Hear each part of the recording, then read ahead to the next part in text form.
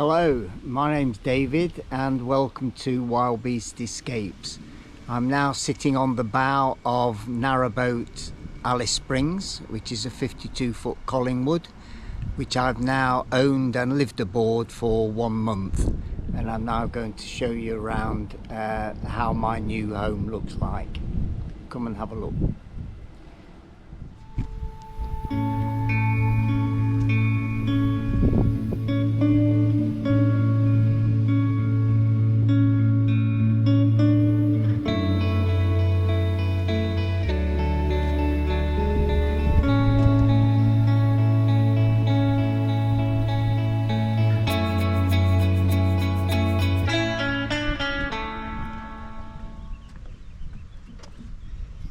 So here is the stern.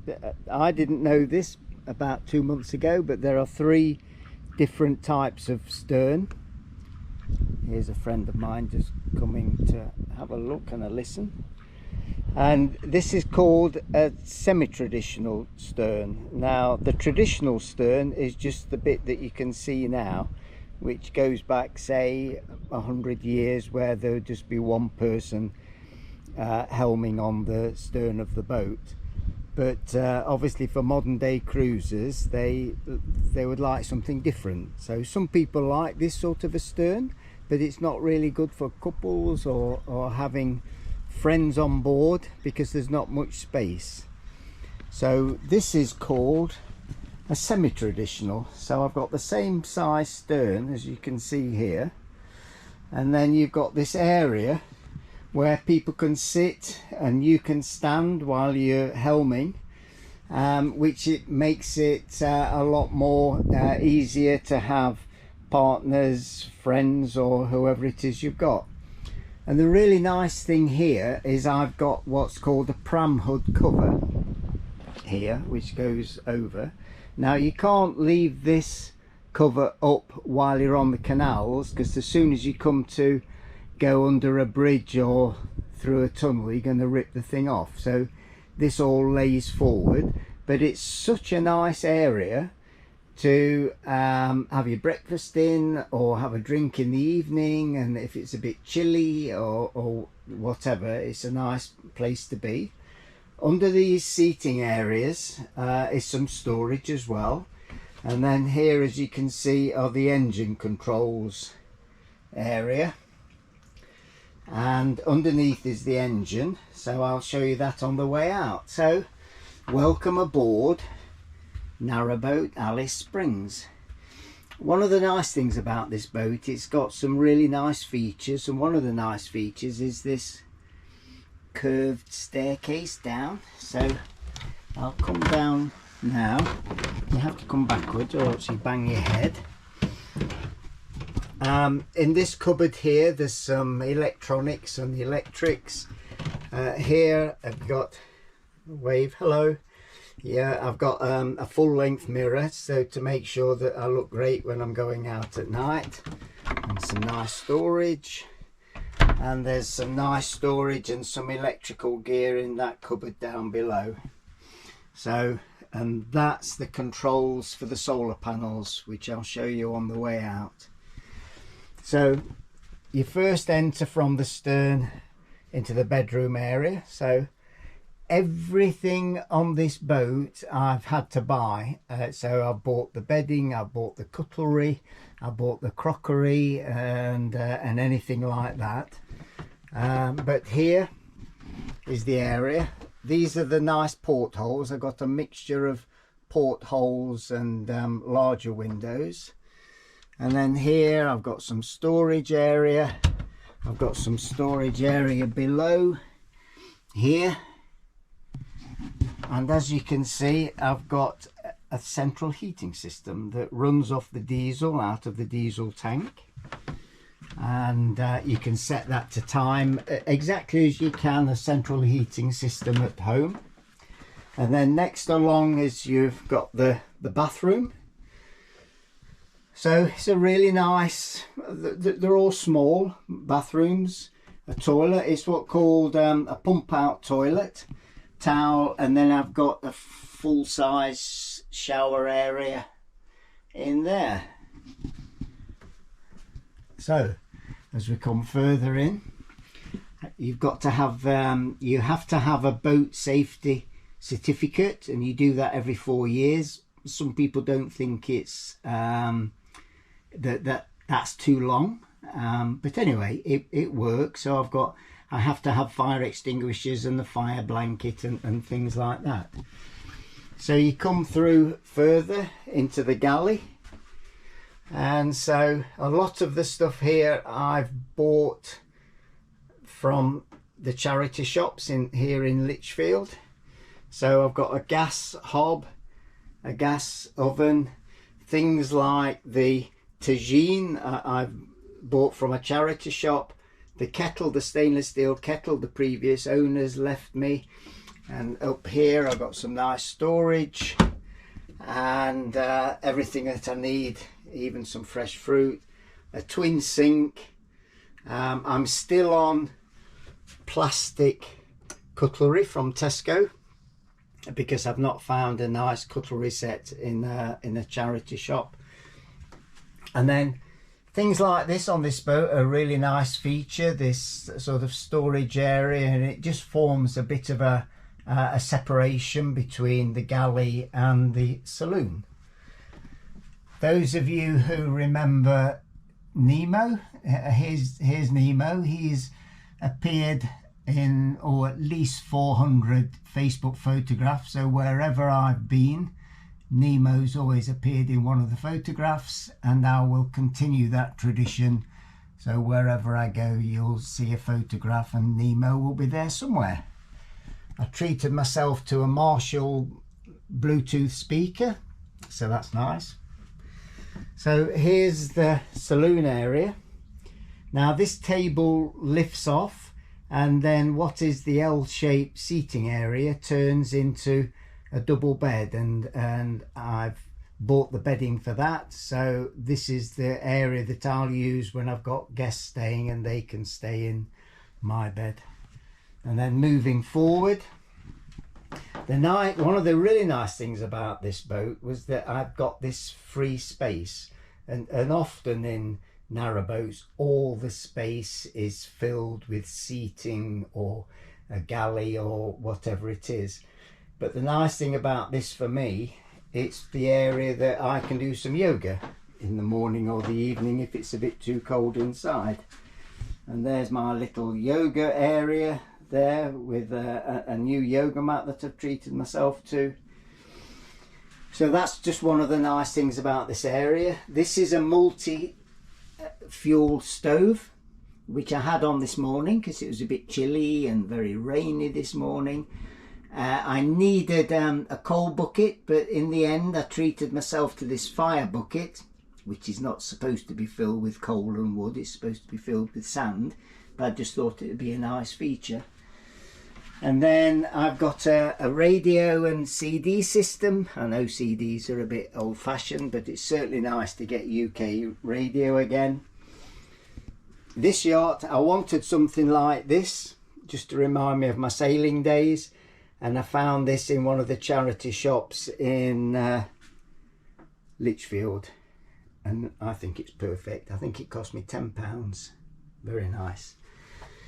And then you go further through then, this is the bow, and again on the bow I've got a cover, and this is called a cratch cover, and these sides here can roll up, so you can roll up either side if you want a bit of ventilation. The previous owners made this little table. I've got these seating areas again with storage underneath, and depending which way the sun is or which way the wind's blowing, it's just really nice to come in here, have my breakfast or have a gin and tonic in the early evening and just enjoy the view. You can see my bike outside there as well. I'll tell you about that on the way out. So this is the bow with the cratch cover, and then going back down the boat, I think I've covered everything down this end. So there's the area there. Some nice little flowers that I've got cheap from Tesco. False flowers, by the way. And this area here, this is called, some people call it a duck hatch, or some people call it a swan hatch, but it's one of those things that some people use one bit of terminology and another. But this opens. Now the view at the moment is a bit of a dismal narrowboat at the side of me, but when you're out on the canals, this is so nice just to open this up, and you get extra light and extra breeze in. And one of the things that I'd like to do over the next year or two are these wooden mouldings. I would like to paint them, and there's also some matching wooden panels underneath the lighting, and I shall do the same with those. So coming out again, see the radiators. One of the things, if I've got visitors, who I will always put in the what I call the main bedroom, is that I can separate that off to give the visitors some privacy, or to give me some privacy, by the way. And so we're coming out again. As you can see, I've got a mixture of these porthole windows and the standard big windows. So we'll come out again, back into the semi-trad area, and then down on the floor here, there is the Barras Shire 45 diesel engine, which I serviced last Thursday, and it's all running well and looks good. So I'm now all ready to leave. So I'll put that down now. So on the way back down, here's Alice. So on the top here you have a ring, which I think legally you're supposed to have, but if somebody falls in the canal, most people will be able to stand up anyway because they're so shallow. And then I've got 3 big solar panels here, which at the moment, with it being summertime, I've not got any shore power. I'm just using the solar panels, keeps me going. And then this little unit here is an Avtex Wi-Fi. So with a canal boat being basically a metal tube, a steel tube, it's very difficult, if not impossible, to get Wi-Fi inside. But what this does is it turns the internet signal into a Wi-Fi signal inside the boat. I have to pay for a SIM card, but it's useful that I can get Wi-Fi now sat on the inside of the boat. I've joined Inland Waterways Association, which do a lot of voluntary work looking after the canals.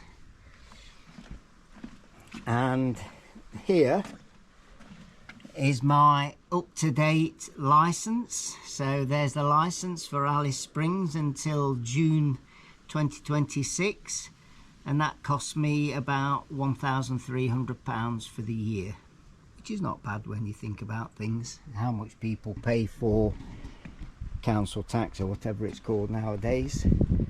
Here's the chimney from the multi-fuel fire, which I had on this morning just to try it, which was very nice first thing, but then it got too warm later on. And here's the cratch cover, as you can see, with a little table, and Alice Springs there tied up. And then this is the bicycle. I've always had a bicycle. Bicycles have been my life, and so I treated myself to this Dayhon folding bicycle, brand new from Halfords, and it folds up nicely, goes inside the boat, and that's what I'll be using. That's what I'll be using for going up and down the canal paths and wherever I want to go. So I hope you enjoyed that little visit on Alice Springs. I'm going to be staying now in the marina. This is Kings Bromley Marina, near to Lichfield, and I will probably stay another 4, 5 or 6 days, and then I'll head out onto the canal system and I'm heading south approximately down to Birmingham, where I've got a boys' weekend with my two sons coming up. I'm also helping a friend to take her boat that she's buying, and help her to take it down into the marina. And then at the end of the month I'm going down to the World Yoga Festival, not on the boat. I'll leave the boat somewhere around the Birmingham area and do that. And then August and September I'm just going to go out on the canalways and enjoy myself, learn a lot from what I've learnt. Over the last couple of weeks I've done the Inland Waterways Helmsman course, and I've done a diesel engine maintenance course. So I just need to get out now and start messing about and not cause too much trouble. So I hope you've enjoyed that. Certainly the next video may well be something, maybe my adventures from here down to Birmingham, just show the things that I've seen and the things that I'm getting up to. There is some water shortage now on the canal system because of the lack of rain that we've had, and there's an area that I may possibly have some issues getting through, but anyway, I'll wait to see how it is when I get back. So thank you for watching, and I'll see you again somewhere on the canal system, possibly Birmingham. Thank you. Bye bye.